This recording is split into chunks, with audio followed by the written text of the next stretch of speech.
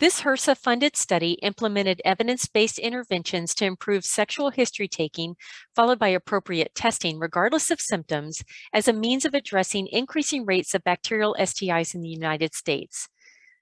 Provider education, use of an audio computer-assisted self-interview or ACASI to obtain a comprehensive sexual health history, and offering patients the option of self-testing of extragenital regions for gonorrhea and chlamydia were interventions implemented in a patient-centered normative process in 9 clinics in Florida, Louisiana, and Washington, D.C. These are 3 jurisdictions with higher than the national average rate of STIs. Compared to before implementing the interventions, post-intervention STI testing rates were higher, and patients reported a high degree of comfort and preference for self-testing of extragenital sites for gonorrhea and chlamydia. While improvements in STI recognition and management occurred in this study, several barriers to implementation were found, including cost and insurance limitations impeding repeated asymptomatic screening of at-risk persons as recommended by the CDC, refusal of labs to accept patient self-collected samples, and the high cost of penicillin G for treatment of syphilis. The first barrier we identified was that of insurance reimbursement and ADAP coverage. We found that coverage of STI screening and testing of at-risk patients, despite being asymptomatic, was limited by Medicare and some private insurances. For Medicare, the code G0445 for high-intensity STI behavioral counseling can be used when ordering the tests to increase the likelihood of coverage. Otherwise, payment is provided for 1 asymptomatic testing per year, 1 gonorrhea test, 1 chlamydia test, and 1 syphilis test. Another barrier we found was that of the prohibitive cost of penicillin G benzathine. This long-acting injectable penicillin is made by only 1 company, and there is no generic alternative. The retail cost can be over $1,000 per dose, making co-payment unbearable for many with private insurances. 50% of ADAP formularies do not include penicillin G benzathine. ADAP is the AIDS Drug Assistance Programs for Ryan White funded programs throughout the United States in the care of persons with HIV.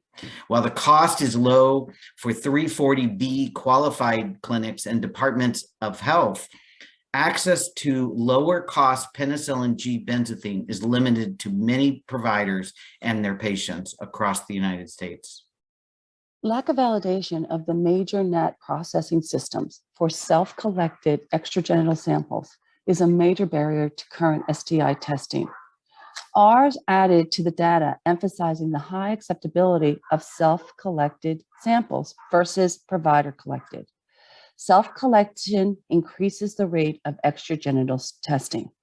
Unfortunately, self-collected tests cannot be easily processed for most of the US. Though specific labs, such as those at large academic medical centers, have validated their diagnostic systems to assure the accuracy when processing a self-collected sample, validation studies needed for the FDA approval have not yet been completed by the large diagnostic technology companies, those that provide the systems used by the major national lab companies, such as LabCorp or Quest. The results of this project have drawn needed attention to this issue and highlight the urgency for the diagnostic tech companies to complete their validation studies. Once the diagnostic systems have been validated, the laboratory companies will need to assure adequate supply and information are available to persons to complete a self-collected extragenital NAT test, similar to how these labs already assure self-collection of samples such as urine, sputum, or stools. Regarding current STI screening and testing recommendations, though many working in HIV and STI would like to see stronger recommendations, especially regarding the screening in cis men and extragenital screening beyond men who have sex with men, any variation in these recommendations is due to how they are implemented. Guidelines are to be considered as the minimum standard, or at least do this. Unfortunately, they are frequently considered as the maximum allowed care, especially in regards to reimbursement. Guidelines do direct what test or treatment is appropriate, but this is based on the provider's assessment.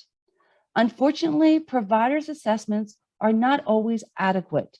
This project demonstrated that a good sexual health assessment that was obtained through the HRSA system will appropriately identify STI risk, for which tests are then recommended